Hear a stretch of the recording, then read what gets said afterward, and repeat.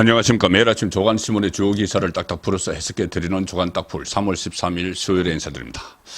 자, 오늘은 먼저 아침에 발표된 총선 여론조사 결과 몇 가지를 짚어드리겠습니다.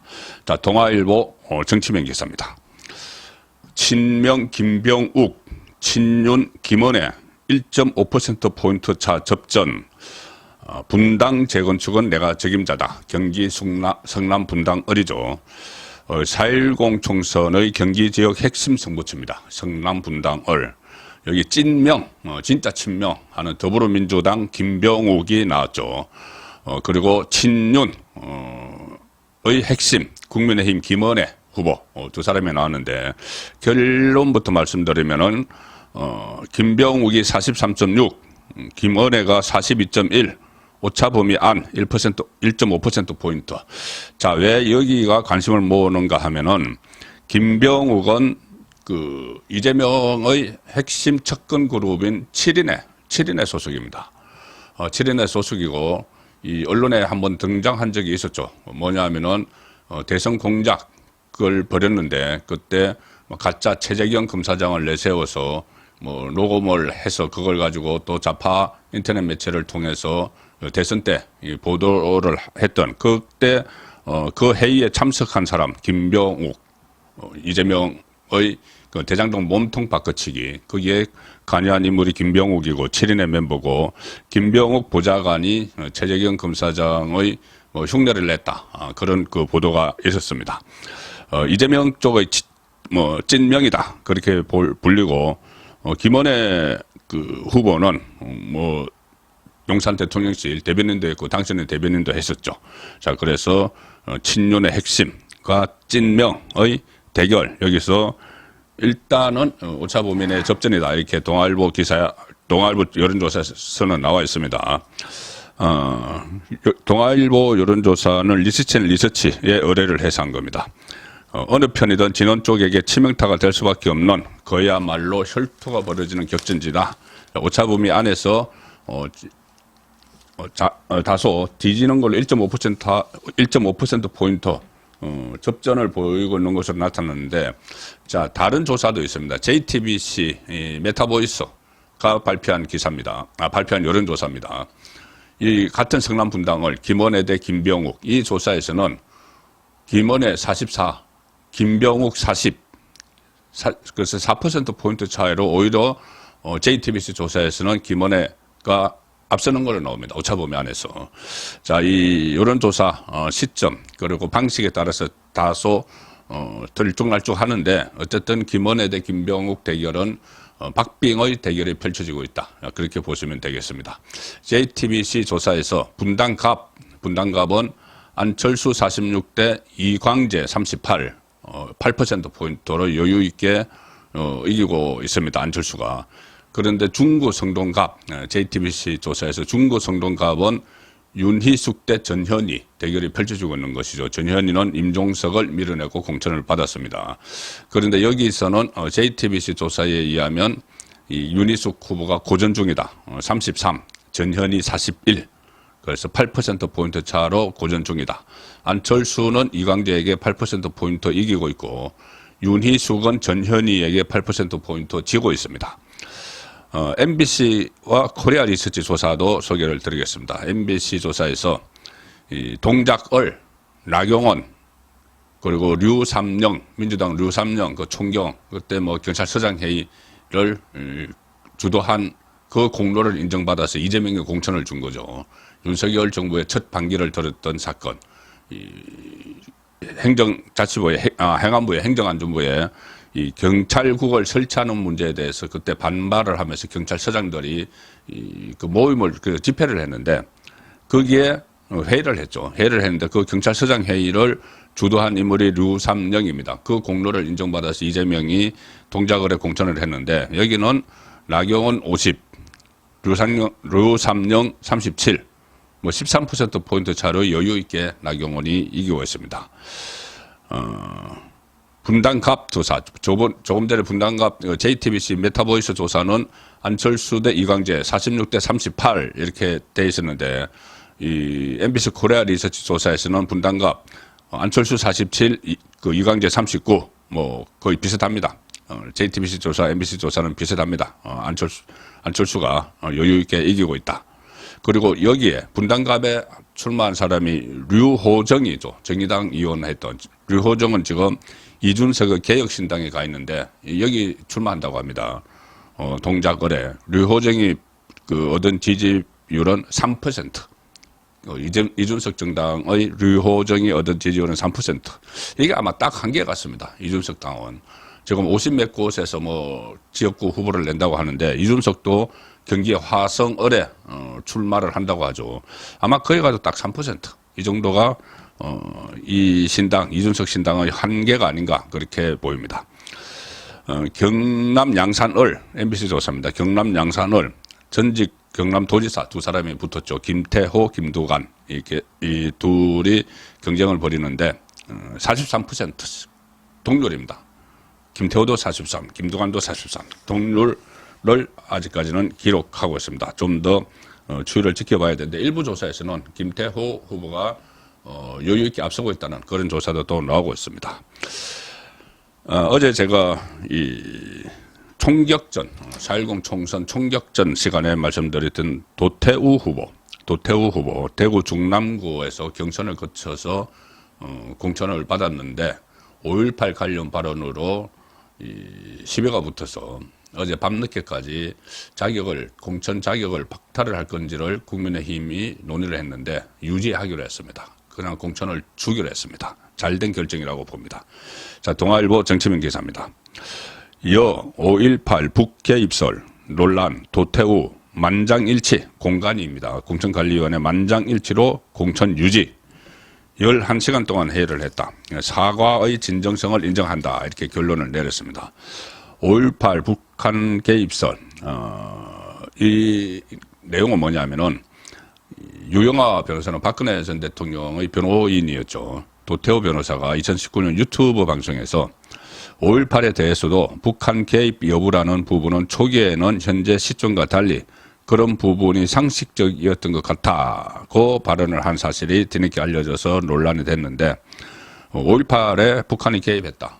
그 부분이 널리 알려져 있다 이런 취지로 이야기를 한 겁니다. 본인이 북한이 개입했다고 단정한 것이 아니고 그래서 어쨌든 이거에 논란이 돼서 공천을 취소할지 여부를 놓고 11시간 동안 회의를 벌였는데 그대로 공천을 유지하기로 했습니다. 대구 중남구. 한동훈 비대위원장이 국민 눈높이에 맞는 면밀한 재검토를 해보라 이렇게 요청한 지 하루 만에 어제 오전부터 공관위가 밤늦게까지 회의를 벌여서 공천을 그대로 주기로 했다.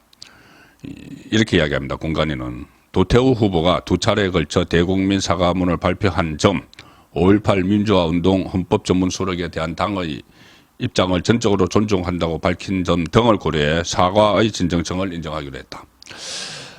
그리고 어제 공천 발표가 있었죠. 공천 발표가 있었는데 중앙일보 기사로 소개를 드리겠습니다. 민주당도 공천 발표가 있었습니다.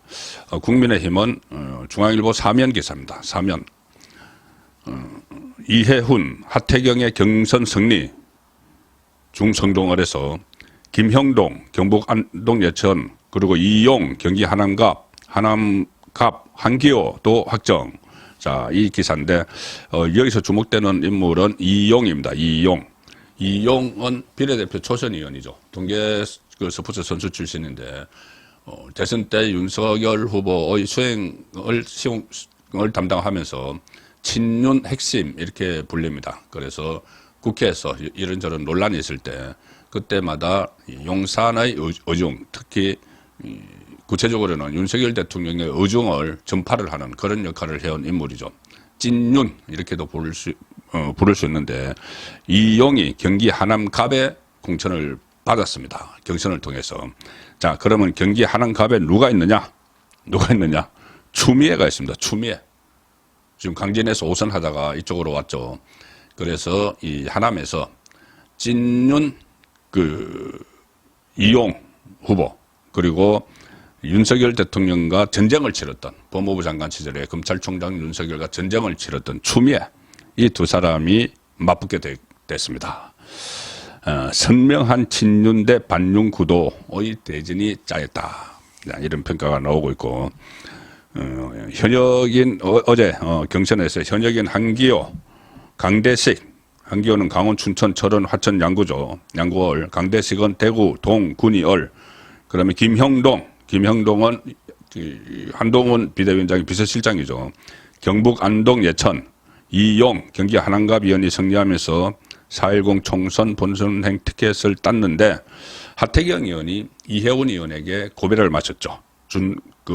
부산 해운대갑에서 옮겨왔는데 중성동 을로 결선에서 졌습니다. 그러니까 하태경 의원이 지금 문제를 제기를 하고 있는데 뭐라고 했냐면은 공천 발표 자신의 페이스북에 3명 후보의 1차 경선에서 그때 이용 전 중기부 장관이 끼어 있었죠. 3명 후보가 붙은 1차 경선에서 하태경 본인이 46.01을 받았다. 그리고 결선에서는 50.87이 됐다. 그런데 이해 훈 전 의원은 1차 경선에서 29.71인데 결선에서는 여성 가점을 더해서 51.58이 됐다. 그러니까 결선에서 확 뛰어버렸다는 거죠. 그러니까 아마 1차에서 탈락한 이용 전 장관의 표가 이혜원 의원으로 다 거의 막 쏠린 것 같습니다. 그런데 하태경 의원은 확률적으로 믿기 어려운 수치다. 1차에서 29.71을 받았는데 여성 가점을 더 하더라도 어떻게 51.58이 되느냐. 산술적으로 보면은 이용 후보가 받았던 표가 그대로 다 가면 이렇게 나옵니다. 근데 그거 믿기 어렵다는 이야기죠. 하태경 후보는. 그래서 확률적으로 믿기 어렵기 때문에 로 데이터 공개를 요구한다. 이렇게 주장을 하고 있습니다. 민주당에서는 또 역시 마찬가지로 자객 출마한 친명계, 비명계 현역이 대거 탈락. 대표적 비명계인 송갑석이 도종환 이런 사람들이 졌습니다. 도종환은 접시꽃 당신을 쓴 시인 출신이죠. 교사 출신인데 문재인 정부 때 문체부 장관을 했습니다. 그래서 도종환도 친명계 이연희 민주연구원 부원장에게 졌다. 여전히 친명 횡재, 비명 횡사 그런 논란이 일어나고 있습니다. 자, 그 연장선상에서 조선일보 정치면 기사입니다. 대장동 변호사에 룰 바꿔서 특혜를 줬다. 그리고 김남국 비판 팔적은 제거했다. 마지막까지 친명 행제 비명 행사.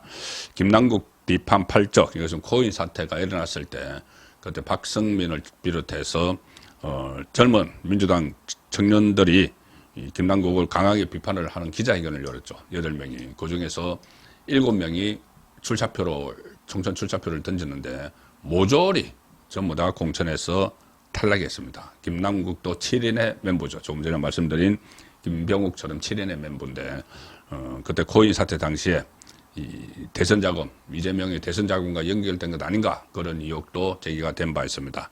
그 김남국을 비판한 팔적 전 청년 정치인들은 다 제거가 됐다. 그리고 마지막까지 친명 행제 비명 행사인데 대장동 변호인들의 공천 경선 현황을 보면은 양부남 강주 서구 을에 공천됐고 민주당 법률위원장으로 각종 사건 전반을 관리했던 인물이죠.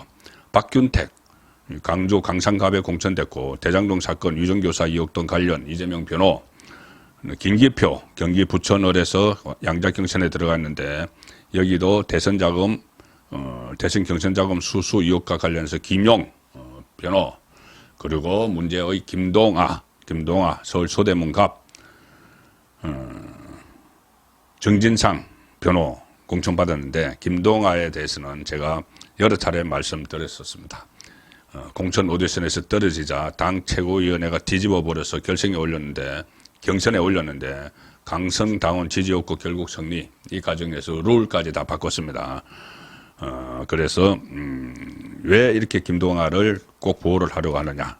자, 몇 차례 말씀드렸지만 정진상과 이재명의 연락책. 정진상은 지금 구속돼 있었고 지금은 가석방돼 있기 때문에 전자발찌를 차고 있어서 공범 관계인 이재명과 연락을 할 수가 없습니다. 서로 입을 맞춰야 되는데 그래서 그 사이에 정진상의 변호인 김동아가 원래는 이재명 캠프의 법률지원팀에 있었죠. 그래서 이재명과 정진상 사이로 왔다 갔다 하면서 연락책 역할을 한 것 아닌가. 그러면 많은 비밀을 알고 있다. 자, 그래서 결국은 금배지를 안겨줄 필요가 있다. 자기 사람으로 확실히 만들기 위해서. 자, 그런 분석이 나오고 있는 겁니다. 뭐 팩트는 좀 더 나중에 확인이 될 수도 있겠죠. 뭐 영원한 미스터리로 묻혀버릴 수도 있지만 어느 계기로 이런 일들은 또 정치권에서는 나중에 뒤늦게라도 드러나는 일이 비일비재합니다. 자, 오늘 가장 제가 아침 조간신문을 보면서 화가 났던 기사입니다. 조선일보 정치면 기사인데, 조국 1호 공약은 정치보복, 한동훈 특검법 발의. 조국이 자기가 국회에 들어가면은 법안을 하나 발의를 하겠다고 벌써 주장을 하는데, 그게 한동훈 특검법입니다. 기사 내용을 먼저 소개를 드리죠. 4.10 총선의 비례대표로 출마하는 조국이 22대 국회 첫 번째 행동으로 한동훈 특검법을 발의하겠다. 특검법 이름은 상당히 깁니다. 자기 원한을 한을 품어내는 것처럼 정치 검찰의 고발 사주 의혹, 윤석열 검찰총장 징계 관련 의혹, 딸 논민 대필 의혹 사건 규명을 위한 특별검사의 임명 등에 관한 법률 51자에 달하는 특검법을 벌써 이름까지 다 지어가지고 그래서 이 조선일보 기사는 자기 방탄을 위한 창당 그리고 출마에 이어서 개인적 복수를 위한 1호 입법 예고까지 하고 나선 것이다. 조국은 지금 잠녀 입시 비리 그리고 청와대 특감반 감찰 무마, 유재수 감찰 무마로 1심에서 징역 2년, 2심에서 징역 2년 확정이 돼서 곧 대법원에서 확정 판결을 받아서 구속될 처지에 놓여 있죠. 본인의 범죄 혐의로 부인 정경심 씨도 4년형을 선고를 받았고, 이 조민, 딸 조민도 지금 재판을 받고 있습니다. 이 상황에서 자기 잘못 때문이 아니고 이것을 윤석열, 한동훈, 이 검찰 때문이다. 이걸 계속 주장을 하면서 심지어는 배지를 달면은 이 특검법을 발의하겠다. 물론 이 특검법이 이 조국 신당이 몇 석을 가져갈지 모르지만 지금 상태의 여론조사하면 비례대표만 한 10석 가져갈 수 있다고 합니다. 그리고 민주당과 합쳐서 뭐 발의를 하겠다고 하는 것이겠지만 총선 끝나면 이 여소야대 뒤바뀔 가능성이 높습니다. 그러면 이 뭐 발의는 할 수 있겠죠. 발의해도 통과는 안 되는 상황인데 지금 본인이 지금 분풀이를 하고 있는 겁니다. 자기가 범죄를 저질러 놓고 분풀이를 하는 건데, 이 특검법은 어쨌든 윤석열 대통령과 한동훈 위원장이 타깃인데, 뭐 특검법 일일이 다 말씀드릴 필요는 없을 것 같고, 조국은 윤석열 검찰총장, 한동훈 대검 반부패 강력 부장 시절에 수사를 받았죠. 그래서 국민의힘은 공직을 사익을 위해 이용하겠다는 파렴치한 발상이다. 후한무치하다. 이렇게 비판을 하고 있습니다. 조국 혁신당은 당대표 조국, 영입인재 1호 신장식, 현역의원 영입 1호 항우나 모두 피고인이거나 전과자인 독특한 정당이다. 여의도판 소도 비판이 나온다. 죄인들이 그 도피하는 성역이죠. 소도. 그런데 여기는 뭐 소도하고는 다릅니다. 서정욱 변호사도 서정욱 법들에서 이야기했듯이 소도는 정말 죄인들이 들어가면 못 잡아오는데, 이 국회 이 정당 안에 들어가봤자, 국회 안에 들어가봤자 체포동의안이 통과되면 잡아가죠.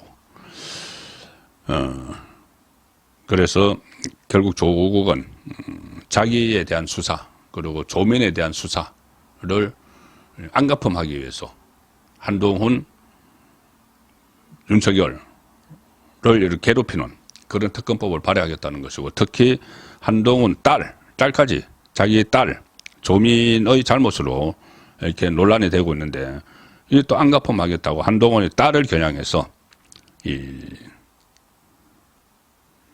뭐 특검법을 발의를 하겠다는 겁니다. 딸 논문 대필 의혹 사건. 그때 한번 뭐 논란이 됐었죠. 그런데 그게 별 문제가 없는 걸로 해서 종결이 된 사건입니다. 그걸 가지고 또 한동훈 딸 괴롭히기 특검법을 발의하겠다.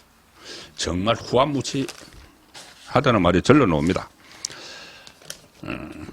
후한무치한 거 하나 더 말씀드릴까요? 이게 이 갤럽 조사에서 지난주 금요일 갤럽 조사에서 조국 신당 지지율이 뭐 의미 있게 나왔다고 했는데 실제로 뜯어보면은 20대에서 0% 나왔습니다. 0, 20대 0, 30대 1, 1% 이렇게 나왔습니다. 원래 이 좌편향 성향이 강한 이 40대, 50대에서 좀 받았죠. 그런데 20대 0, 30대 1, 2030에서 사실상 0% 받았는데 여기에 대해서 조국이 뭐라고 했냐면은 20대에는 정치에 관심이 없어서 그렇게 나왔다.